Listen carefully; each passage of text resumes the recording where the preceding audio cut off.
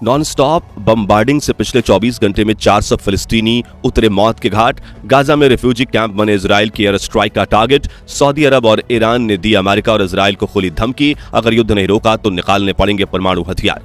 जी हां दोस्तों, इजराइल और गाजा के बीच का तनाव बढ़ता जा रहा है। जहां एक तरफ इजराइल के प्राइम मिनिस्टर नेतन्याहू ने साफ शब्दों में कह दिया है कि हमास की तरफ से हमारी जंग लड़ो या मरो वाली हो चुकी है और इजराइल डिफेंस फोर्स लगातार गाजा में बम्बार्डिंग कर रही है, वहीं अब दुनिया के मुस्लिम देश इजराइल के खिलाफ एकजुट होकर खड़े हो चुके हैं, जो गाजा पट्टी को बचाने के लिए किसी भी वक्त इजराइल पर धावा बोल सकते हैं। साथ ही सऊदी अरब ने भी अब इजराइल के खिलाफ ईरान के साथ हाथ मिला लिया है, जिसने अमेरिका के टेंशन को और ज्यादा बढ़ा दिया है और अब वो मदद के लिए भारत के सामने हाथ फैला रहा है। तो आखिर कैसे बरसा गाजा की सरजमीन पर मौत का कहर, कहां छिपा बैठा है हमास और दुनिया भर के 57 मुस्लिम देश इजराइल के सामने कौन सा एक्शन लेने वाले हैं, जानने के लिए बने रहिए वीडियो के अंत तक।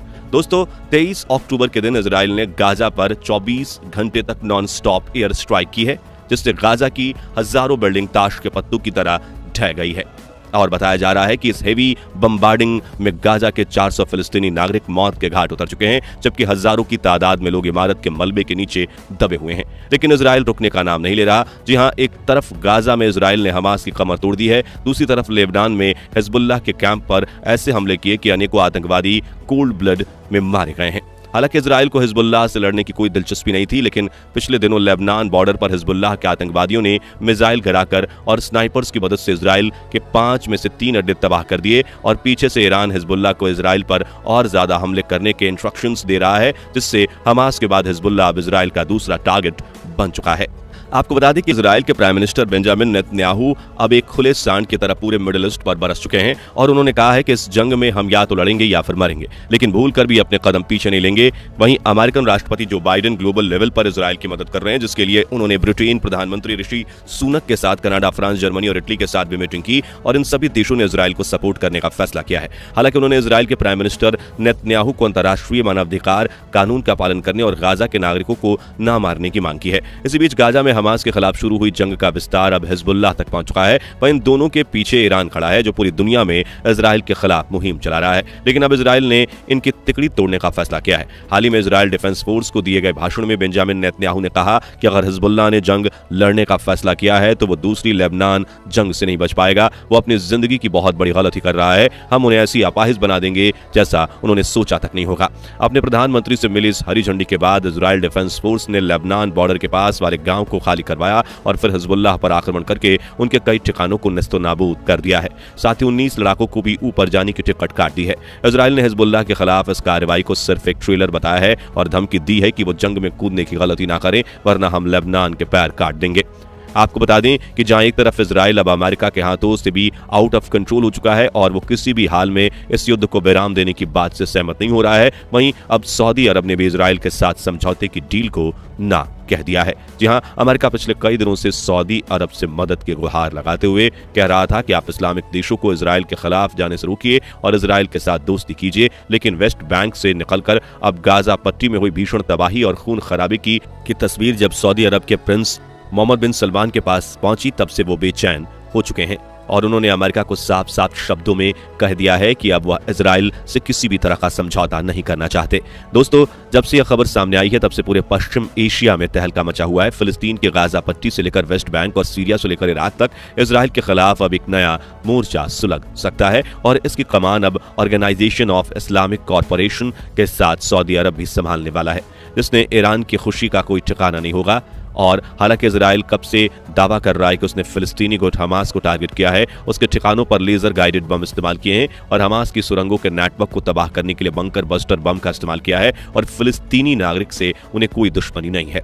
लेकिन गाजा पट्टी में मरे फिलिस्तीनी नागरिकों की संख्या तो कुछ और ही कह रही है, जिससे सऊदी अरब का गुस्सा बढ़ चुका है और उसने कहा है कि इजराइल में जब तक नेतन्याहू की सरकार रहेगी तब तक हम उनके साथ दोस्ती करने के बारे में सोच भी नहीं सकते।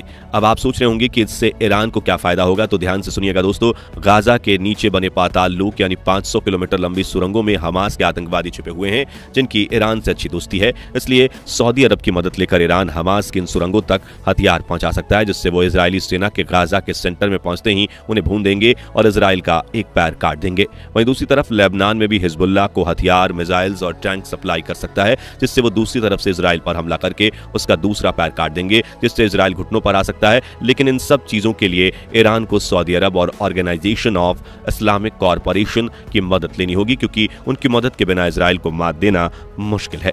आपको बता दें कि एक तरफ इसराइल भले ही अपने क्रूर बनने की तरफ आगे बढ़ रहा है, लेकिन हमास की सोच इसराइल से काफी ज्यादा भयानक है।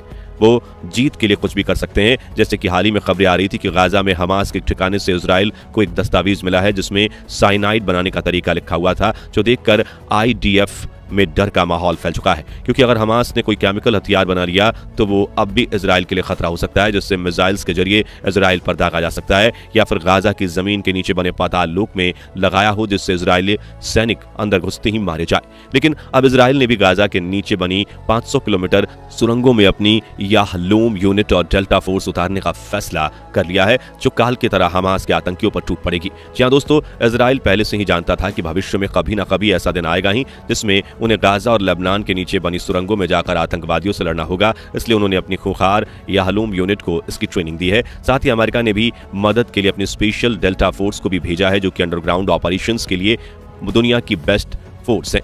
और अब वो गाजा की सुरंगों में घुसकर हमास का नामो निशान मिटाने के ऑपरेशन की प्लानिंग कर रहे हैं, क्योंकि भले ही इजराइल गाजा के ऊपर पूरी तरह से तबाही कर दे, लेकिन सुरंगों में ऐसे वो छोड़ देगा तो हमास का भी खत्म नहीं होगा। दरअसल रिपोर्ट्स के मुताबिक इन सुरंगों में हमास के 25,000 लड़ाके छुपे हुए हैं। साथ ही यहाँ हमास के हथियारों का गोदाम भी है। वहीं कुछ इजरायली बंधक भी यहीं छिपाए गए हैं, जिन्हें रेस्क्यू करने और हमास का सफाया करने के लिए इजराइल डिफेंस फोर्स गाजा की जमीन के नीचे बसे इस 500 किलोमीटर लंबे पाताल लोक में उतरेगी। आखिर आपको बता दें कि यूनाइटेड नेशंस या फिर OIEC ने इजराइल को रोकने के लिए कोई कदम नहीं उठाया तो वो अगले 30 दिनों में ही गाजा को पूरी तरह से तहस नहस कर देगा। हालांकि इसमें हमास जैसे क्रूर आतंकवादी संगठन का खात्मा तो जरूर होगा, लेकिन एक पूरा देश दुनिया के नक्शे से गायब हो जाएगा।